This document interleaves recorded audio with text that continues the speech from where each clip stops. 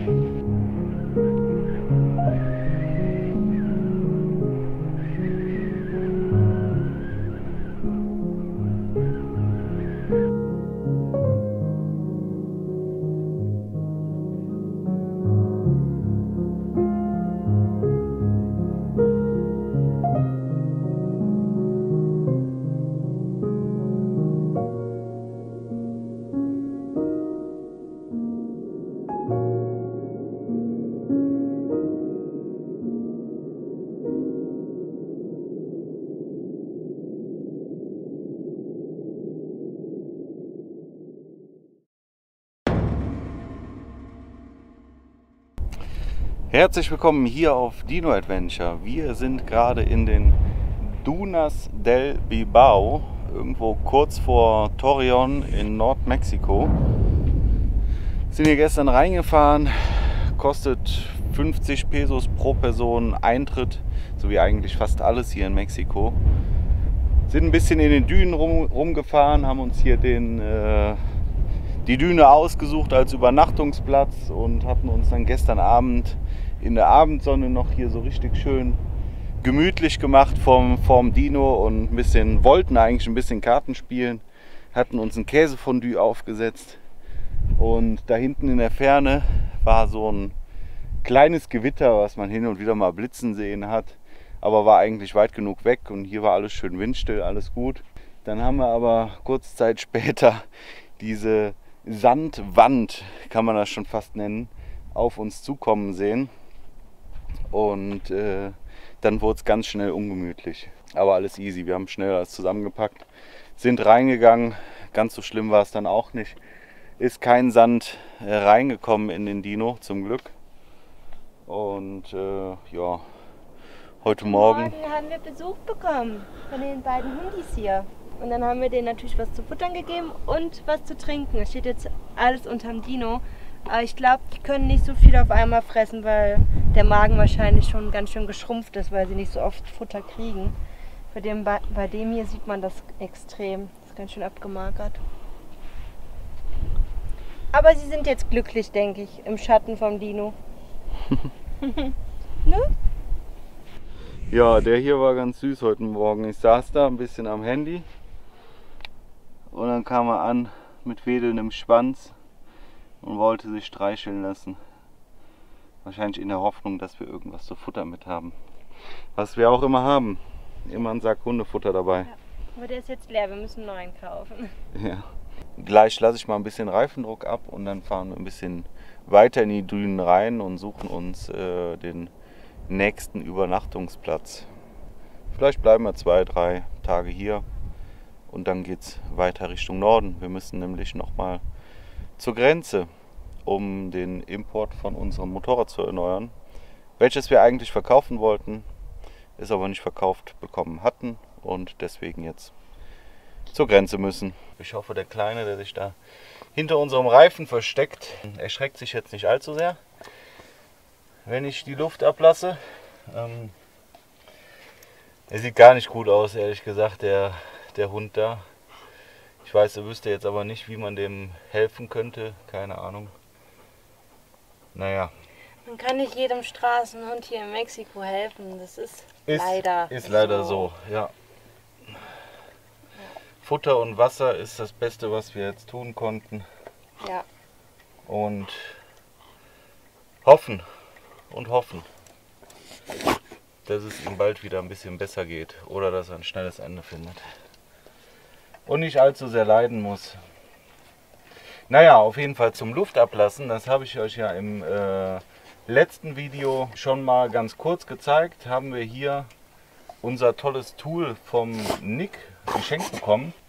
Das ist ein Ventilausdreher, mit dem man gerade bei so einer Reifengröße relativ zügig Luft ablassen kann. Damit könnte ich sogar ein defektes Ventil wechseln, ohne die Luft komplett abzulassen aus dem Reifen.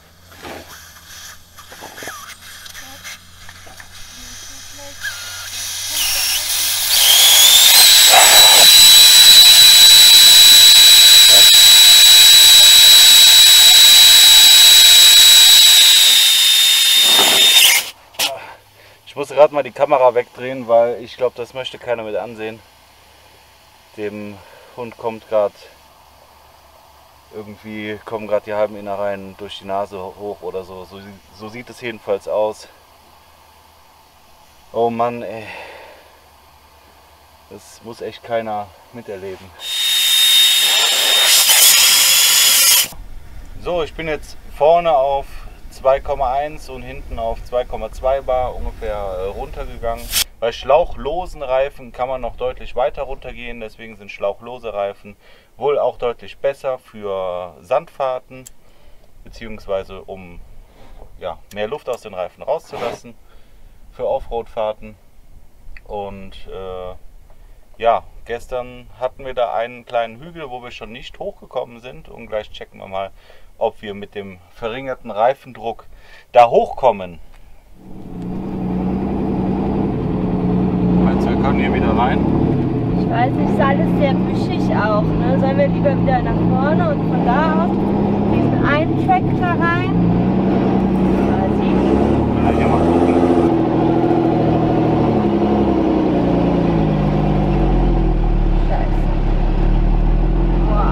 Die Luft ablassen hat aber schon einiges gebracht, ey, sonst wären wir ja locker nicht hochgekommen.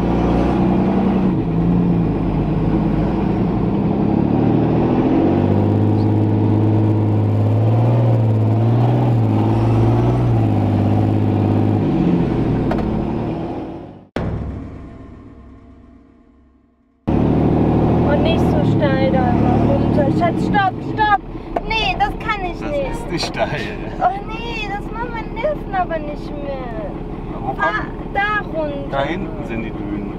Ich stehe doch jetzt schon einmal hier, das ist doch nicht, da kann ich doch gerade runterfahren. Steffi sagt, das ist zu steil für den Dino.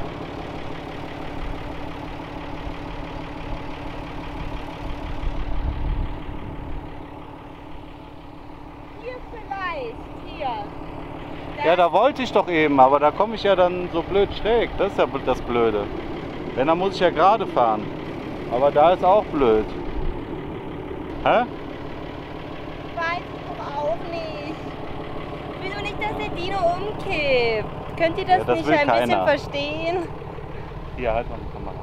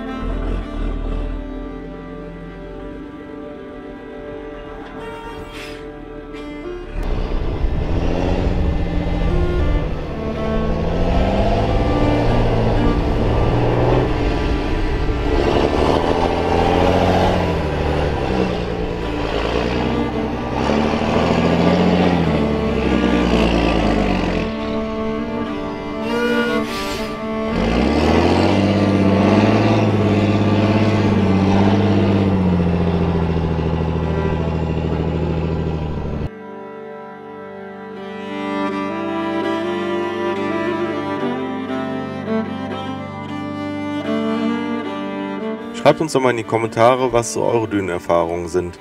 Mit wie viel Reifendruck fahrt ihr so durch den Sand? Und denkt ihr, dass euer Fahrzeug die Dünen, über die wir so gefahren sind, genauso gemeistert hätte? Später im Video kommen auf jeden Fall noch ein paar Stellen, wo es selbst bei uns mit der Bodenfreiheit relativ knapp wurde.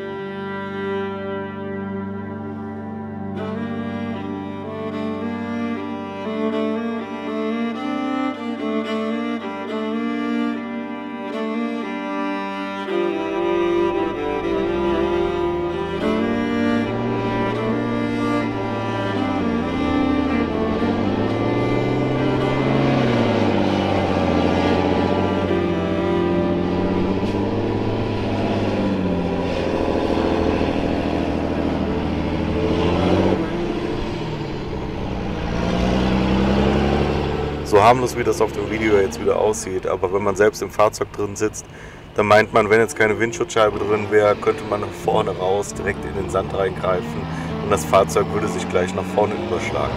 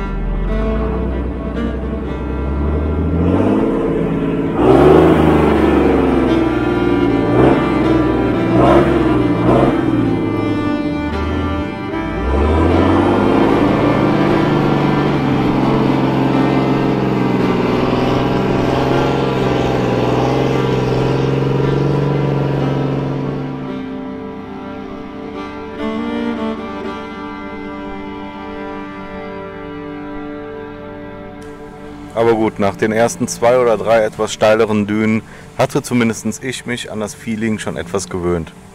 Bei Steffi sah das vielleicht noch ein bisschen anders aus.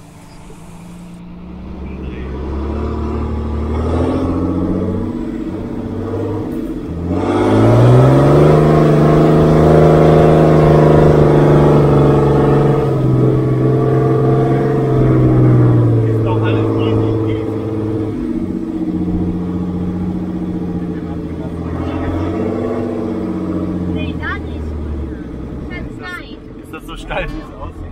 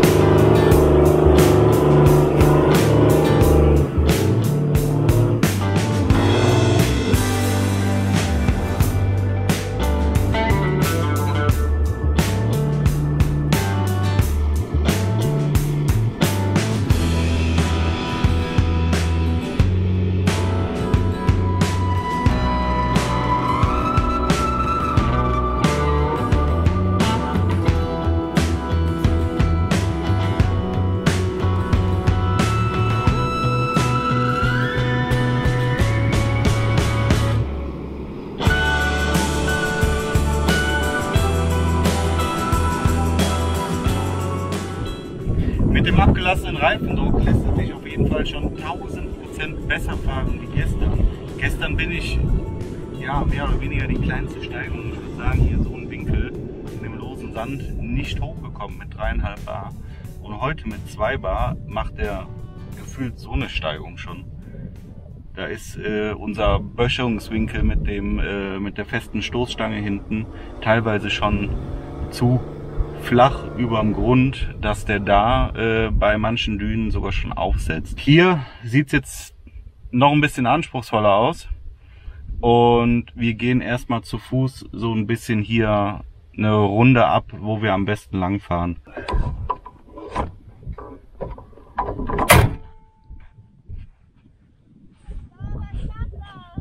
Ja?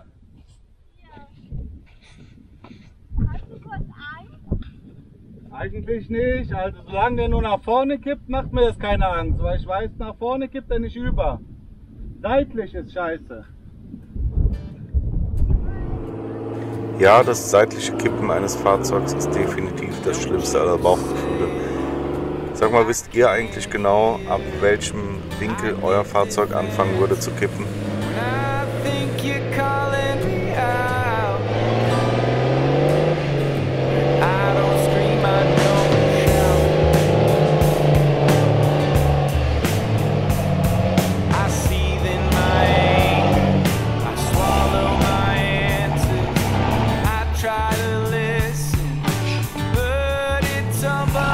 Ich sag euch was, für mich ist das ja genau das jetzt 1000-mal geiler wie Achterbahnfahren.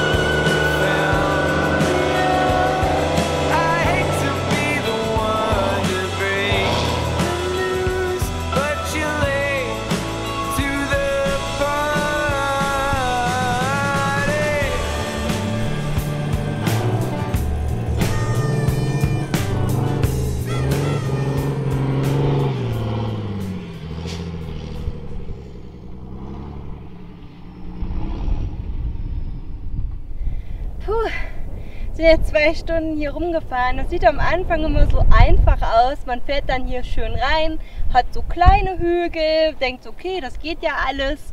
Und dann auf einmal steht man mitten in den Dünen und es sind einfach nur noch so krasse, steile Dünen und man denkt sich, okay, da können wir jetzt nicht weiterfahren. Aber wir haben jetzt zum Glück einen Ausweg gefunden. Da vorne, seht ihr es wahrscheinlich, wird nur noch ein bisschen flacher. Da fangen dann schon so Plantagen an. Also ich denke, dass wir jetzt hier heile wieder rauskommen. War wieder Abenteuer pur. Ich bin, glaube ich, wieder mehr gelaufen als mitgefahren. Aber das ist ja nicht so schlimm. Einer muss ja filmen. Aber mir hat es auf jeden Fall mega Spaß gemacht. Weil ich auch noch sagen wollte, das Motorrad macht sich jetzt richtig gut. So, ja. Das wackelt gar nicht mehr so krass wie vorher. Ja, vielleicht behalten wir es dann doch. Also ich meine, ich mag die Maschine ja, aber ich finde sie einfach zu schwer für hinten drauf. Wir hatten da bis jetzt mehr Probleme mit, als wir das was genutzt haben. Ja. Ja, wir fahren jetzt mal weiter, oder? Ja, wir suchen jetzt mal einen Ausweg, Und beziehungsweise irgendwo einen schönen Stellplatz, noch hier in den Dünen, aber nicht so ganz weit mittendrin, weil es könnte sein, dass gleich wieder ordentlich was Regen runterkommt. Ja. Und ja, dann verbringen wir da die Nacht. Und dann fahren wir morgen weiter, oder? Morgen fahren wir weiter, genau. Ich hätte in die nämlich- nächste Wüste. Ich hätte nämlich auch übelst Lust auf mal ein Schwimmbad oder heiße Oder heiße Quellen Quellen. oder irgendwas, weil 4 Wochen ist es jetzt her, dass ich meine Augen gelasert habe und der Augenarzt hat gesagt, ich soll 4 Wochen nicht ins Schwimmbad gehen und die sind jetzt um und ich hätte da jetzt irgendwie mal richtig Lust zu, ohne Brille ins Schwimmbad zu gehen. Genau.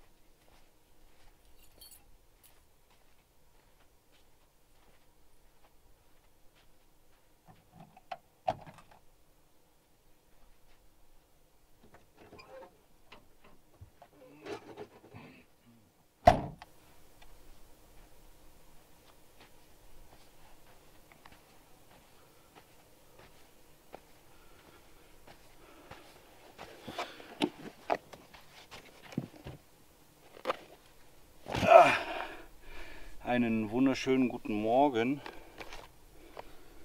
Guck mal. Dem wurde es wohl zu heiß im Pfarrerhaus. Der war vorne im Pfarrerhaus. Lag da in der Ecke. Huch, jetzt habe ich immer noch einen Flügel abgebrochen. Das sind so riesige Nachtfalter. Gibt es hier ganz viele. Nachts, wenn wir drinnen noch Licht anhaben, dann fliegen hier alle die ganze Zeit vor die Scheiben. Sind eigentlich irgendwie voll schön.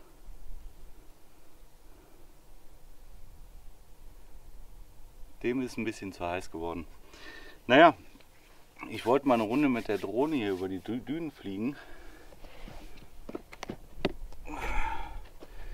Und mal gucken, ob man die Spuren noch sieht, wo wir vorgestern lang gefahren sind. Es hat die letzten 2 Nächte geregnet, zumindest hier die Spuren. Hier vorne sieht man noch. Und ja, ich glaube, das könnte ganz schön aussehen. Unsere Drohne hat übrigens schon wieder einen Schaden, weil ich Depp sie vor den Dino geflogen habe und jetzt funktionieren die beiden Sensoren hier vorne nicht mehr, beziehungsweise einer ist halt gebrochen und wenn hier kein Klebeband dran ist, dann denkt er die ganze Zeit, es wäre irgendwas direkt vor der Nase und will deswegen nicht weiterfliegen. Jetzt habe ich hier ein Klebeband dran gemacht und jetzt geht's. Allerdings funktionieren die Sensoren natürlich nicht. Das heißt, ich muss ein bisschen besser aufpassen beim Fliegen. Ich kann euch schon mal kurz einblenden, wie es passiert ist. Das ist aus einem der letzten Videos, was ich damals nicht mit eingebaut hatte.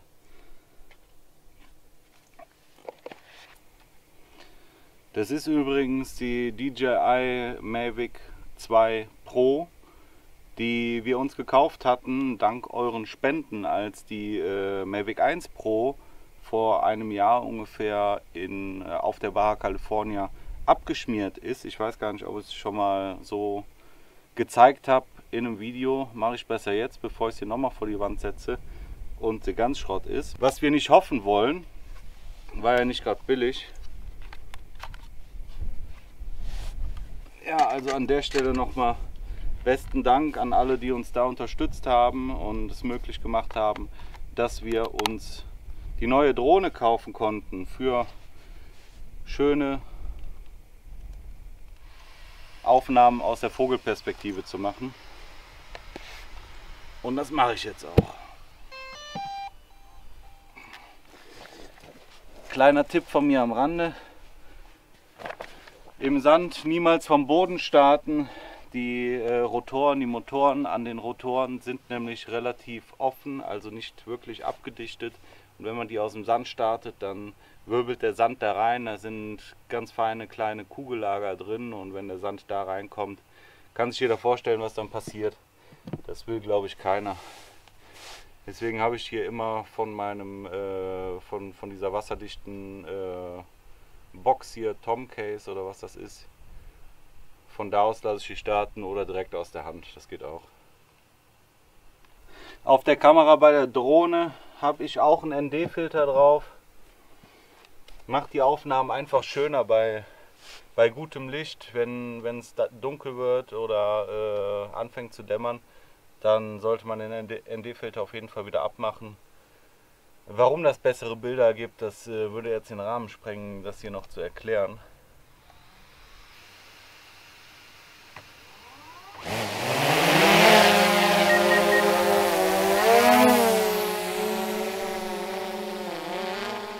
Von oben, gerade wenn die Sonne noch nicht mittig steht, finde ich, sehen die Dünen einfach nur genial aus.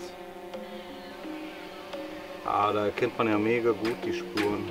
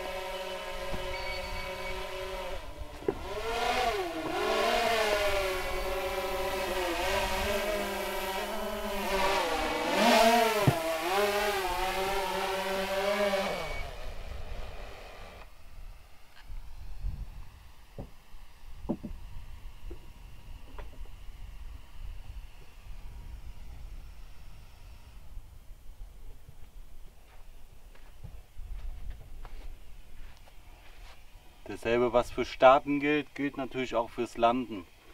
Im Sand auf jeden Fall immer vermeiden, zu starten oder zu landen.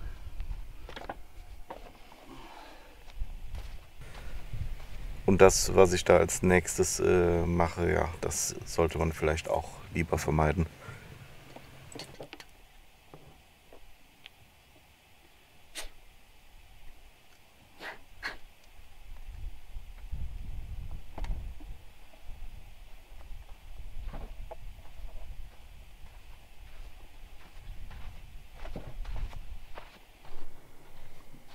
Schaut euch mal den Haufen Sand an. Ich habe gerade den Dino sauber gemacht. Alles wieder ordentlich. In jeder Ritze war Sand. Bett ist wieder sauber. Teppich ist sauber. Und jetzt gleich kommt der Carsten wieder rein. Ja, du gehst jetzt direkt duschen und dann ist auch alles wieder gut. Wir fahren jetzt auch weiter.